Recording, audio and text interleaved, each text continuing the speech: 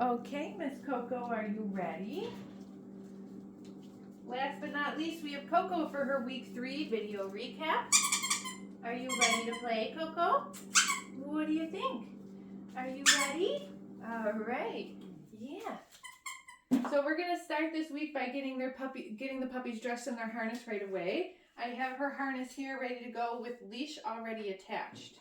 So let's start by charging the clicker, maybe just twice in a row today. Yeah, good girl. Oh, that's a good girl, puppy. Yeah, chew it up. Good job.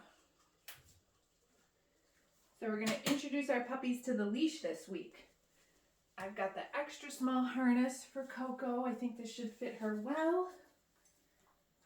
Get feet in. There's one.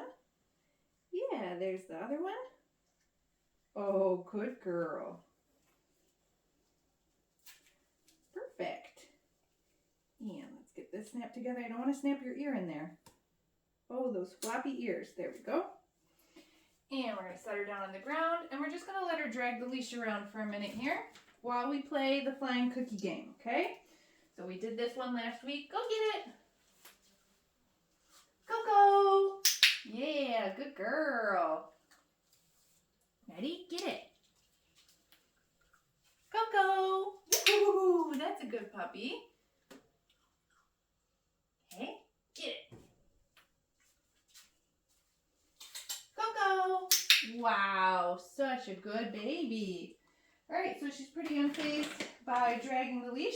So let's go ahead and pick it up now while we get her to follow the food lure. So we've been doing this since week 1, and now we're just doing it with her attached to the leash, right? Good girl. So we're kind of putting everything together, and this is how I like to introduce the leash to the puppies. Yeah, that's a good baby. Get them walking with us. So I've got leash and clicker in one hand, and I have my food lure in the other. Okay, go get it. Let's reload and just practice. I like to practice on both sides. So now I'm going to switch. Food in my opposite hand. Leash and clicker are on the opposite hand. Okay, have her move forward. Yeah, good girl. Let's spin you around so we both walk in the same direction. Ho ho! Good girl, Coco. You are so smart. Oh, I dropped that one on the ground. That's okay. I got another one in my hand. Good girl. So I've got like 3 or 4 cookies in my hand here, so that with every few steps that we take, I can click and feed her. Go get it for following along with me. Wow, you did so good. So the weather outside right now is kind of cold, snowy, you know, whatever. It's not ideal conditions for practicing our leash skills outside with the baby puppies. Or maybe you live in the city and you don't want your puppy to spend a ton of time on the ground yet until they're fully vaccinated. So that means I don't want to like skip over leash skills at such a critical stage either. Come here, baby. So you can practice this inside the house, up and down the hallway, throughout the different rooms. Like if you live in an apartment building, up and down the hallway, outside, right? Good girl. So that way we're getting the puppy used to being on the leash at a very young age. All right, so she did great with that. Let's practice some hand targets now. Coco, touch. Good girl. Wow, look at you. Chew it up, swallow it down. Good girl, touch. Smart puppy. Good girl. Coco, touch. Beautiful. Good girl. Let's do a couple sits. Come here, Coco. Sit. Look at you. That's a good girl. Okay, use our release word. Coco. Sit. Wow. Good girl. Ready? Okay. Beautiful. Let me get a few more, and let's do a couple of downs.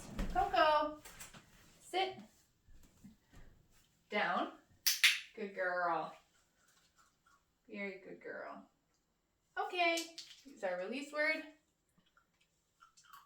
And let's do that again. Coco. Sit. Down. Beautiful. What a good baby. Uh-oh. So I didn't use my release your word yet. So I'm just going to ask her to lay back down again, withhold the treat for just a second, and then say, okay, good girl. That's how you troubleshoot that if they get up, break position before you give them their release word. All right. Now let's practice the mat. So week 3 with the mat, we start to try to add a little bit of distance. Just a couple of steps. I'll show you what that looks like. We're going to put the mat down on the ground. Good girl. Good go to your mat. So I love that she's coming over and laying right down. Her bum is hanging off a little bit though. So I am going to just try, before I click the clicker and start to feed her, I'm just going to try to lure her to get a little bit more on the mat. That's better. Here we go. I want most of the dog's body to be on the mat before I start delivering those treats, okay? So now you can see what I'm doing is I'm starting to walk away from the puppy. Really just like 2-3 steps this week. Good girl. So like if a stay is a very important behavior, you know, that you want from your dog, you're gonna have to keep practicing this one at home. Because this is, uh-oh, that one fell off the mat. Good girl. I like how she got up to get that cookie, but she put herself right back on, right? Because this is a duration behavior, you know, this is something that needs to be trained and maintained for a little while. Okay, Coco, let's release her off. Okay, okay, yeah, there you go. Let's reload and try that again. Are you ready, puppy? There's your mat. Good girl. Look at you. Very good girl.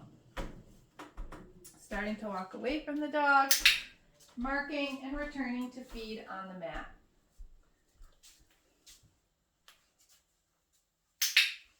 I'm going to click that, but again, you know, she's just a little wiggly puppy, so I'm just going to lure her to get on the mat a little bit better. Oh, that was a big stretch before I deliver that cookie. Okay?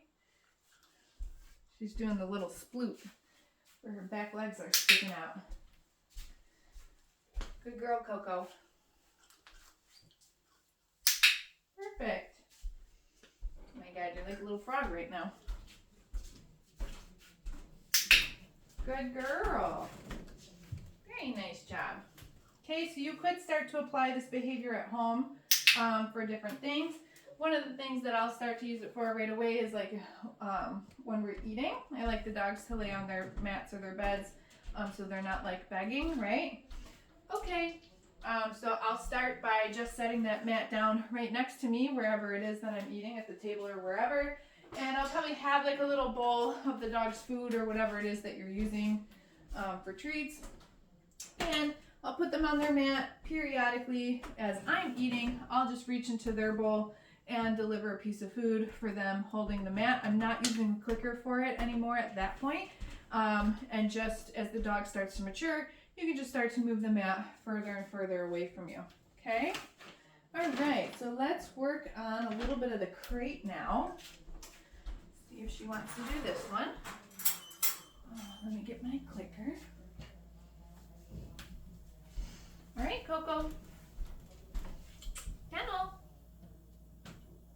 Oh, come on, you want to do your kennel, come on. There's a good girl. Perfect.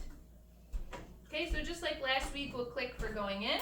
This week, we're adding closing the door. I'll feed her for that too. But then when I go to open up the crate, watch what I do.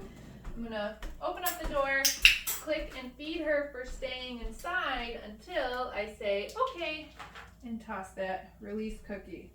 Let's do that again. Coco, kennel. Come on, girlfriend. You just did it. You just did so good. Yeah, there we go. Good girl. Okay, we're gonna close the door. Good job, puppy. And then when we open up the door, right? Yeah, there we go. Okay. Good girl. You did it. You want to do one more?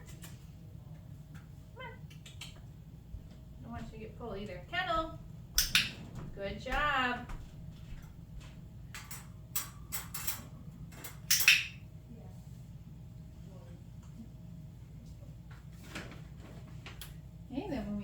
to let her out. Remember, we're gonna feed her for staying in. Good job. Okay, use the release to let her out. All right, puppy, that was great. Okay, very last exercise that we practice, last exercise, last puppy, last week, is introducing them to noisy grooming tools. So I have the clipper blades down here today. Basically what we want to make sure is that our puppy is not like, you know, fearful of the sound of the clipper blades before they ever go the first time to get groomed, because we don't want that to be like a bad experience, right? So I'm going to turn these on, set them on the ground, and then I'm going to drop a couple pieces of food on the ground, okay? Good girl. So she can come over, she can check them out. But after she eats the few pieces of food that I drop on the ground, then I'm going to turn them off. So she ate all the cookies, and I'm going to turn them off. At that point, she might want to come over and check them out while they're off, which is totally fine. But I'm going to give it at least 15, 30, 45 seconds before I go to turn them back on again. I want to make sure that there's a good chunk of time in between reps so that the puppy is really discerning the association that the clipper blades turn on and then the food happens, right? So let's do that again. Turn those on, drop a couple pieces of food on the ground.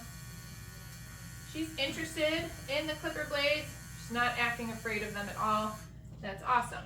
So the next thing that we can do, because she will need to be handled with the clipper blades, is just like we did.